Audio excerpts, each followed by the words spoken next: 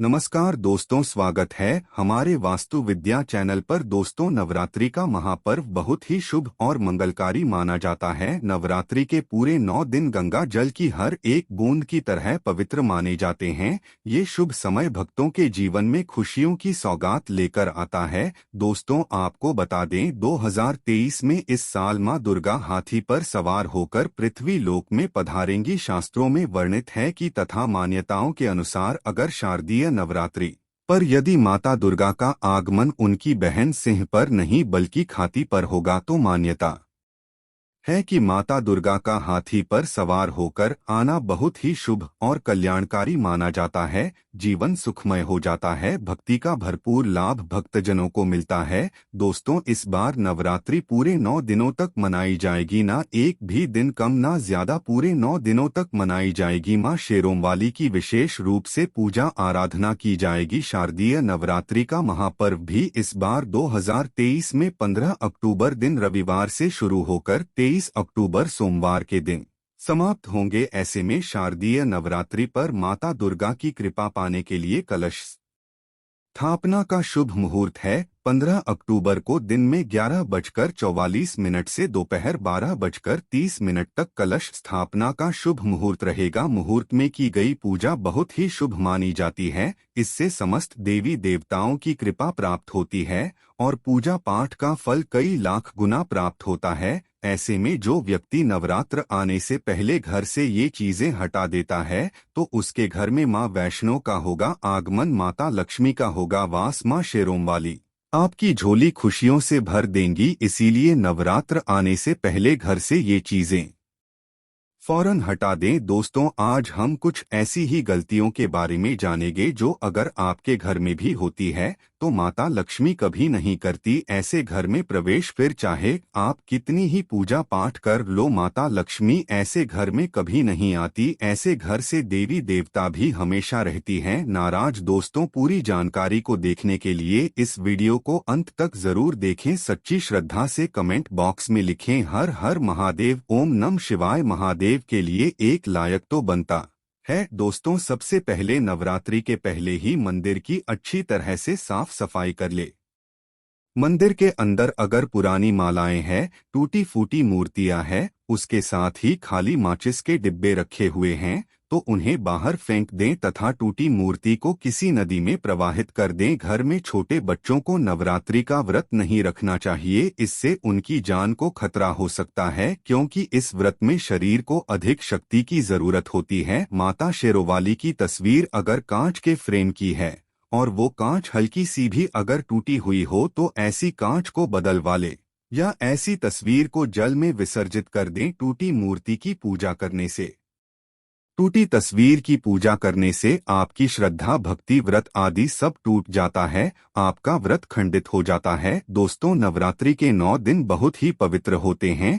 नवरात्रि के इन 9 दिनों में आचार विचार और घर को साफ सुथरा और पवित्र रखना अति आवश्यक है। इसीलिए नवरात्रि के 9 दिनों में ब्रह्मचर्य का पालन किया जाता है और तामसिक भोजन ग्रहण नहीं किया जाता। नवरात्रि के 9 दिनों में माता रानी के भक्तों को प्याज, लहसुन, मांस, मदिरा और अंडे से दूर रहना चाहिए। अधिकतर भक्त इन नियमों का पालन भी करते हैं, लेकिन वो एक गलती कर बैठते हैं। वो नवरात्रि के 9 दिनों में अपने घर इन चीजों को रख लेते हैं। ऐसा भूल कर भी नहीं करना चाहिए। भागवत पुराण के अनुसार नवरात्रि के 9 दिनों तक माता रानी अपने भक्तों के घर में वास करती है। अगर आप भी चाहते हैं कि माता रानी आपके घर में वास करें तो आप अपने घर के वातावरण को पवित्र रखें और नवरात्रि शुरू होने से पहले ही अपने घर से प्याज, लहसुन, मीट, अंडा और मदिरा को बाहर निकाल दें। अपने घर को साफ रखें। इन वस्तुओं को घर से बाहर निकालने के बाद अपने घर में गंगाजल का छिड़काव अवश्य करें। भगवद गीता में भगवान कृष्ण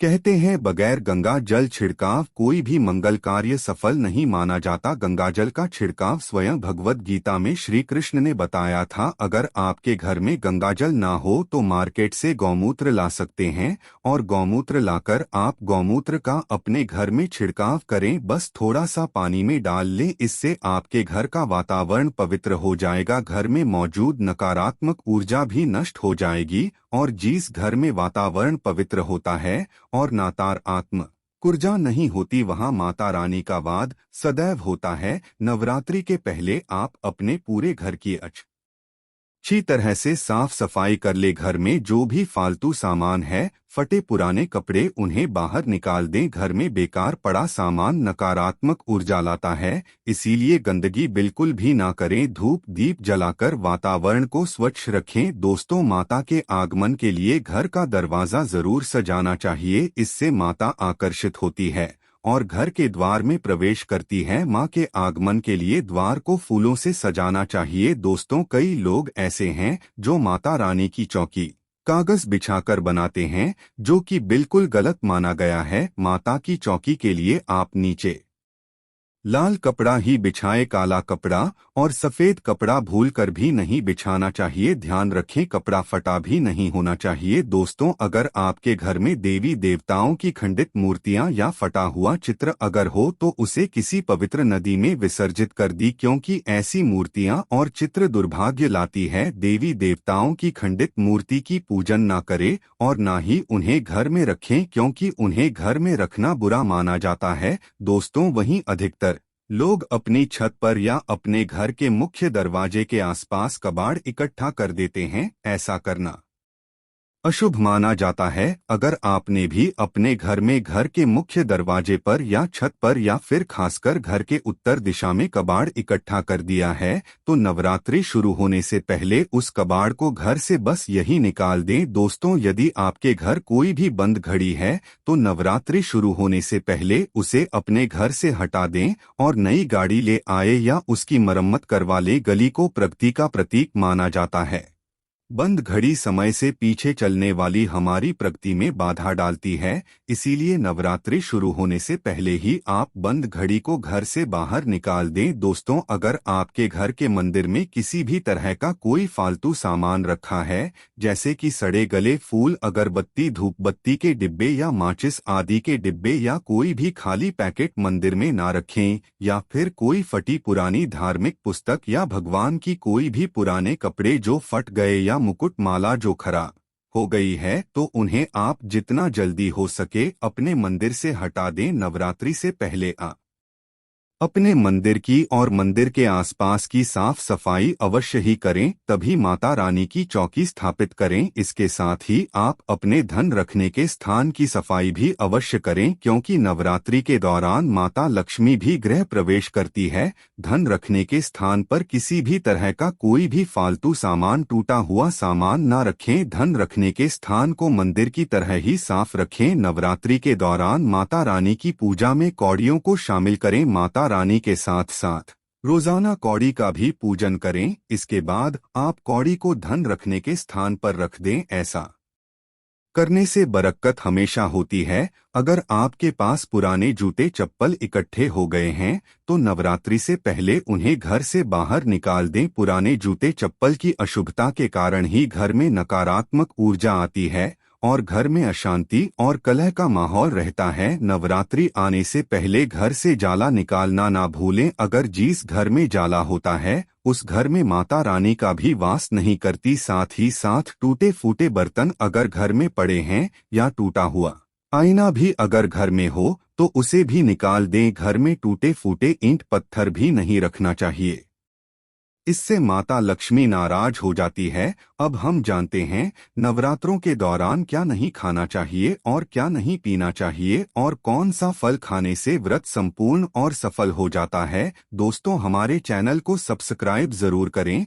और इस बेल आइकन को दबाना ना भूलें। तो आइए शुरू करते हैं। दोस्तों, नवरात्रि के दिन सेब जरूर खाना चाहिए। शास्त्रों में बताया जाता है कि भगवान के भोग में सेब आदि जरूर अर्पित किया जाता है। अगर आपका व्रत है तो आपको सेब जरूर खाना चाहिए। केला, पपीता, तरबूज और मीठे अंगूर जरूर खाना चाहिए। इन फलों से व्रतधारी को शक्ति मिलती है और व्रत संपूर्ण हो जाता है। शास्त्रों में बताया जाता है कि नवरात्रों के दिनों में सीताफल जरूर खाना चाहिए। सीताफल खाने से 10 ऐसी बीमारियां हैं जो खत्म हो जाती है। माना जाता है कि नवरात्रों के दिनों में सीताफल का घर में प्रवेश होना बड़ा ही शुभ माना गया है। सीताफल खाने से नवरात्रि का व्रत सफल हो जाता है, क्योंकि इसमें माता सीता का आशीर्वाद मिला हुआ होता है। नवरात्रि के दौरान इसे जो भी खाता है उसे दुखों का सामना नहीं करना पड़ता। सीताफल आपको जरूर खाना चाहिए। दोस्तों, नवरात्रों में व्रतधारी को डब्बाबंद लस्सी डिब्बाबंद जूस नहीं पीना चाहिए। उसमें कई केमिकल मिले होते हैं जिसके कारण आपका व्रत टूट सकता है। जब भी आप फलों का जूस पिएं तो याद रखें उसमें नमक ना डालें, नहीं तो ब्लड टूट जाएगा। साथ ही साथ जूस में बर्फ भी नहीं डालना चाहिए। फलों का सादा जूस पीने से व्रत सफल होता है। दोस्तों, नवरात्रि के दौरान सिंघाड़े का आटा या कुट्टू का आटा खाने से पहले ये देख ले कि आटा पुराना नहीं होना चाहिए, क्योंकि पुराने आटे में कीड़े वगैरह बढ़ जाती है जिसके कारण आपका व्रत टूट सकता है, क्योंकि ये छोटे छोटे कीड़े हमें दिखाई नहीं देते और आपके मुंह तक पहुंच जाते हैं। ऐसा आटा खाना मतलब कीड़े मकोड़ों का मांस खाने के बराबर माना गया है। दोस्तों, नवरात्रि के दौरान आप शाम के समय खाने में दही ले सकते हैं, आलू वगैरह खा सकते हैं, साबूदाने की टिकिया बनाकर खा सकते हैं, साबूदाने की और आलू के पापड़ भी खा सकते हैं। कई सब्जियां तो ऐसी हैं जो नवरात्रि के दौरान भोजन में शामिल कर सकते हैं। इससे आपको एनर्जी मिलेगी और भारत सफल हो जाएगा। नवरात्रि के दौरान आप दूध पी सकते हैं जो आपको ताकत देगा। चाय वगैरह भी पी सकते हैं, लेकिन याद रहे उसमें नमक न डालें। एक बात का ध्यान रहे, व्रतधारी को पेट भर खाना यानी गले तक भोजन नहीं करना चाहिए, नहीं तो व्रत रखने का कोई भी फायदा नहीं होगा। थोड़ा थोड़ा खा सकते हैं। दोस्तों, नवरात्रि के 9 दिन आदि शक्ति माँ दुर्गा को समर्पित होते हैं। नवरात्रि के 9 दिन माता रानी के 9 अलग अलग स्वरूपों का पूजन किया जाता है। नवरात्रि के 9 दिनों में माता रानी को अलग अलग स्वरूप के हिसाब से अलग अलग भोग अर्पित किए जाते हैं। लेकिन क्या आप जानते हैं कुछ ऐसी वस्तु है जिन्हें नवरात्रि के दौरान भूलकर भी माता रानी को अर्पित नहीं करना चाहिए। अगर इन वस्तुओं को आप गलती से भी माता रानी को अर्पित कर देते हैं तो आपको व्रत और पूजन का पूर्ण लाभ नहीं होगा। इसीलिए माता रानी की कृपा प्राप्त करने के लिए आपको ये जानना अति आवश्यक है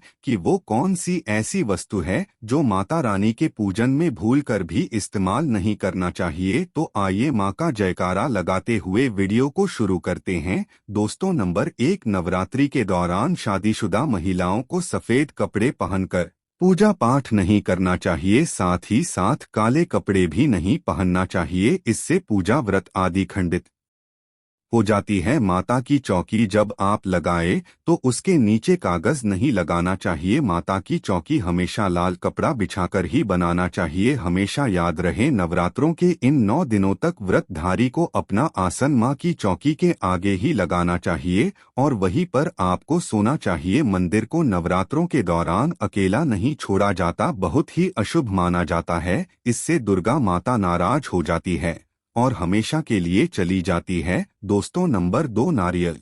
हिंदू धर्म में नारियल को समृद्धि, धन, श्रद्धा और सम्मान का सूचक माना जाता है। नारियल को श्रीफल भी कहा जाता है। नारियल को सुख समृद्धि में वृद्धि करने वाला माना जाता है। नारियल तो हर मांगलिक कार्य में विशेष महत्व होता है। जैसे कि आप सभी जानते हैं कि माता रानी के कई मंदिरों में नारियल से बलि भी दी जाती है और माता रानी के पूजन में नारियल का इस्तेमाल हम सभी करते हैं। खासकर कलश की स्थापना नारियल रखकर ही की जाती है। माता रानी के पूजन में हम नारियल इस्तेमाल करते समय कुछ गलतियां कर बैठती हैं। दोस्तों, नारियल कई प्रकार के होते हैं, एक हरा, दूसरा सूखा जिसके अंदर पानी होता है। जिन्स नारियल के अंदर पानी होता है माता रानी के पूजन में सदैव पानी वाला और जटा वाला नारियल ही इस्तेमाल करें। नारियल का पूर्ण होना चाहिए। नारियल चटका हुआ में टूटा हुआ नहीं होना चाहिए, क्योंकि साबुत नारियल ही पूर्ण और पवित्रता का प्रतीक होता है। साबुत नारियल ही सुख समृद्धि का प्रतीक होता है। साबुत नारियल को ही श्रीफल यानी कि माँ लक्ष्मी का फल कहा जाता है। नवरात्रि में माता रानी के कलश की स्थापना करते समय जटा वाला यानी पानी वाला नारियल ही कलश पर स्थापित करना चाहिए। साथ ही यह ध्यान रखना चाहिए कि नारियल को सदैव कलश के ऊपर लेटाकर रखना चाहिए। घट स्थापना करते समय कभी भी नारियल को खड़ा करके नहीं रखा जाता। नारियल को सदैव लेटाकर कलश के ऊपर रखा जाता है। साथ ही नारियल को स्थापित करने से पहले आप नारियल को लाल कपड़े में लपेटकर उस पर और फिर लाल चुनरी उड़ाकर आप नारियल को कलश के ऊपर स्थापित करें। शास्त्रों के अनुसार कलश के ऊपर जब सही तरीके से नारियल रखा जाता है और सही प्रकार का नारियल रखा जाता है, तभी ही व्रत और पूजन का पूर्ण फल प्राप्त होता है। ये भी ध्यान रहे कि महिलाएं माता रानी को नारियल अर्पित तो कर सकती है, लेकिन कभी भी माता रानी के सामने नारियल को भूलकर भी ना तोड़ें, क्योंकि नारियल बीज रूप होता है और स्त्रियां बीज रूप से ही शिशु को जन्म देती है। इसीलिए कभी भी महिलाओं को नारियल नहीं तोड़ना चाहिए। दोस्तों, नंबर 3, लौंग। लौंग हम सभी माता रानी के पूजन में इस्तेमाल करते हैं, लेकिन लौंग का इस्तेमाल करते समय एक बहुत बड़ी गलती कर बैठती हैं। हमेशा ध्यान रखना चाहिए कि माता रानी को सदैव फूल वाली लौंग ही अर्पित करना चाहिए। जिस लौंग के ऊपर फूल नहीं होता या फिर जिस लौंग के पीछे लकड़ी की डंडी नहीं होती, उसको आप माता रानी के पूजन में भूलकर भी इस्तेमाल ना करें। फूल वाले लोगों को ही पुण्य माना जाता है और माता रानी के पूजन में कोई भी अपूर्ण वस्तु, कोई भी खराब वस्तु या टूटे हुए अक्षत इस्तेमाल नहीं करना चाहिए। इसीलिए सदैव माता रानी के पूजन में फूल वाली लौंग का ही इस्तेमाल करें। दोस्तों, नंबर 4, तुलसी के पत्ते अर्पित नहीं करने चाहिए। माँ दुर्गा के पूजन में तुलसी पत्र का इस्तेमाल करना वर्जित माना जाता है। तुलसी पत्र के अलावा मामला भी माता रानी को अर्पित नहीं करना चाहिए और दुर्गा भी माता रानी को अर्पित नहीं करना चाहिए। दुर्वा भगवान श्री गणेश को अति प्रिय है। नवरात्रि में आप भगवान गणेश को दूर्वा अर्पित कर सकते हैं। भगवान विष्णु जी को तुलसी के पत्ते अवश्य अर्पित कर सकते हैं, लेकिन माता रानी को भूलकर भी तुलसी के पत्ते या दूर्वा अर्पित न करें। माता रानी को सफेद फूल भी अर्पित न करें। माता रानी को सदैव लाल रंग के फूल अर्पित करने चाहिए। लाल रंग के फूल माता रानी को अति प्रिय है। खासकर माता को गुड़हल और कमल के फूल अति प्रिय है। शास्त्रों में बताया जाता है कि घर में माता रानी की 2 या 3 मूर्तियां या फोटो नहीं होने चाहिए। इस बात का भी आप विशेष ध्यान रखें कि माता रानी के पूजन में कोई भी खंडित चीज इस्तेमाल ना करें। पंडित चीज जैसे कि चटका हुआ या टूटा हुआ दीपक या फिर अटका हुआ कोई बर्तन। साथ ही ये भी ध्यान रहे कि लोहे के और प्लास्टिक के बर्तन आप माता रानी के पूजन में इस्तेमाल ना करें, क्योंकि प्लास्टिक के चाइनीज बर्तन हड्डियों के पाउडर से मिलकर बनते हैं। ऐसा ना करें। ऐसे बर्तनों को माता रानी के पूजन से सदैव दूर रखें। माता रानी को जो पुष्प अर्पित कर रही है, उन्हें सूंघे नहीं सुनते हुए फूल या गिरे हुए फूल या फिर मुरझाए हुए फूल माता को अर्पित ना। दोस्त, नवरात्रि के अष्टमी और नवमी तिथि पर कन्या पूजन का विधान है। 2023 में इस बार महा अष्टमी तिथि 29 मार्च यानी कि बुधवार को है और नवमी तिथि 30 मार्च दिन गुरुवार को है। ऐसे में आप अष्टमी और नवमी को इन दोनों तिथियों में कन्या पूजन अवश्य ही करें। शास्त्रों में 9 दिनों के नवरात्रि को बहुत ही शुभ और मंगलकारी माना जाता है और वही 8 दिनों की नवरात्रि को अच्छा नहीं माना जाता। ऐसे में 10 दिनों की नवरात्रि बहुत ही शुभ मानी गई है। शास्त्रों के अनुसार नवरात्रि के दिनों में माता रानी का पूजन करने से, कन्या पूजन करने से माँ अभय वरदान प्रदान करती है। श्रीधर की तरह सच्चे हृदय कोमल वाले व्यक्ति के सभी कष्टों का निवारण माँ शीघ्र ही करती है। माँ की उपासना से विनम्रता का विकास होता है। सभी कष्ट, दरिद्रता, दुख, कष्ट नष्ट हो जाते हैं। नवरात्रि में माता रानी का व्रत और पूजन किया जाता है, लेकिन नवरात्रि के दौरान सबसे ज्यादा महत्व होता है कन्या पूजन का। दोस्तों, माना जाता है व्रत और उपासना से माता रानी इतना प्रसन्न नहीं होती है जितना कि कन्या पूजन से होती है। नवरात्रि में छोटी छोटी कन्याओं को माता रानी का स्वरूप माना जाता है। कन्याओं को भोग लगाया जाता है, उन्हें प्रसन्न किया जाता है और बदले में आशीर्वाद मांगा जाता है। कन्याओं को प्रसन्न करने के लिए गिफ्ट आदि उपहार वगैरह दिए जाते हैं। माना जाता है अगर कन्या को कोई भेंट दी जाए और वो उसे खुशी खुशी स्वीकार कर लें तो इसका मतलब है माता रानी अर्थात माता वैष्णो ने वो भेंट स्वीकार कर ली जिन पर कन्याएं प्रसन्न होती है, तो समझो उन्हें माता रानी का आशीर्वाद मिल गया और माता रानी की कृपा से उन्हें मुहमांगा वरदान प्राप्त होता है। नवरात्रि में 2 साल से लेकर 10 साल तक की कन्या का पूजन होना चाहिए। अष्टमी अथवा नवमी को कन्याओं के पैर धोकर भोजन कराना, उपहार आदि देना श्रेष्ठ माना जाता है।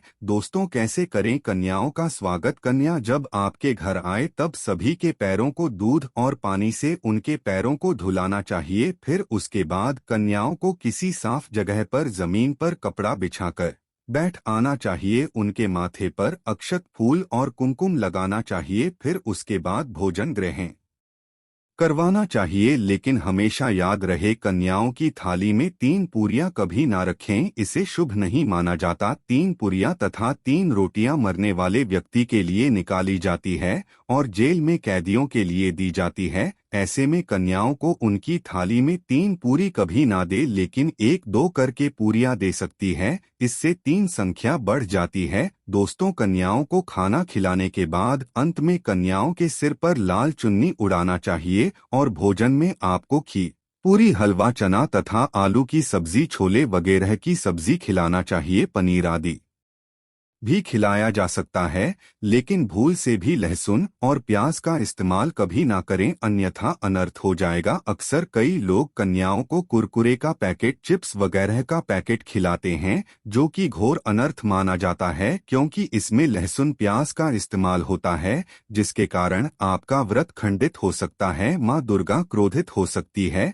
जहां आपने 9 दिनों तक लहसुन प्याज का परहेज किया, लेकिन आपकी एक गलती पूरे व्रत को खंडित कर सकती है। कन्या को डब्बाबंद कोई भी ऐसी चीजें ना खिलाएं जिसमें लहसुन प्याज होता है। कई चीजें तो ऐसी होती हैं मार्केट में जिसके अंदर लहसुन प्याज का इस्तेमाल होता है, ऐसा आप कभी मत करना। दोस्तों, कई लोग कन्या पूजन में खाना घर पर नहीं बनाते और मार्केट से रेडीमेड लाकर ही खिलाते हैं तथा दही जलेबी खिलाते हैं, जो कि शुभ नहीं माना जाता। भले ही आप दही जलेबी खिला सकते हैं, परंतु माता को घर का बना हुआ शुद्ध भोजन ही अति प्रिय है। खासकर नवरात्रों के दौरान घर में पक्का खाना अवश्य बनाना चाहिए। माता रानी बहुत प्रसन्न होती है। घर का बना पक्का खाना ही कन्याओं को खिलाना चाहिए। हमेशा याद रखें, कन्याओं को प्लास्टिक के बने दोने में खाना नहीं खिलाना चाहिए। ऐसे बर्तन पूजा पाठ के लिए शुद्ध नहीं, अशुभ होते ही कन्याओं को हमेशा स्टील के बर्तन या पत्तों से बने बर्तनों में ही भोजन कराना चाहिए, बहुत ही शुभ माना गया है। दोस्तों, भोजन कराने के बाद कन्याओं की थाली में एक लौंग जरूर रखना चाहिए, क्योंकि लौंग देवी शक्ति तथा दुर्गा माँ को बहुत प्रिय है। लौंग माता शक्ति का प्रतीक होती है। लौंग में नवदुर्गा का वास होता है। इन 9 दिनों में माता रानी को लौंग का भोग ही लगाया जाता है, इसीलिए कन्याओं को थाली में चुपचाप एक लौंग जरूर रख दें। आपका भाग्य चमक जाएगा। माता लक्ष्मी आपके जीवन में धन की कोई भी कमी नहीं होने देगी। आपको बता दें, कन्या को उपहार में क्या दे? कन्याओं को खुश करने के लिए उनकी थाली में दक्षिणा डालें, ताकि आपके घर में संपन्नता बनी रहे तथा धन की कोई भी कमी ना हो। कन्याओं को कोई सुंदर गिफ्ट दे सकते हैं। शास्त्रों में बताया जाता है कि कन्या जितना खुश होती है, माता रानी उतना ही जल्द फल की प्राप्ति प्रदान करती है। ऐसे में आप कन्याओं को चॉकलेट बॉक्स दे सकते हैं तथा खूबसूरत कपड़े दे सकते हैं। याद रहे, काले कपड़े ना दे और स्टील के बर्तन भी गिफ्ट के तौर पर दे सकते हैं। याद रहेगी, कन्याओं को लोहे का कोई भी सामान नहीं देना चाहिए। दोस्तों, जब कन्या अपने घर के लिए प्रस्थान करें तो उनके चरण जरूर छू लें और अपने मन में अपनी प्रार्थना को पूरा करें। सच्चे दिल से मांगी हुई मुराद माता रानी अवश्य ही पूरी करती है। दोस्तों, आप में से कौन कौन चाहता है माता रानी को अपने घर पर बुलाना? तो सच्चे दिल से कमेंट बॉक्स में लिखें, माँ हमारे घर जरूर पधारी। माता रानी के लिए एक लाइक तो बनता है जय माता दी।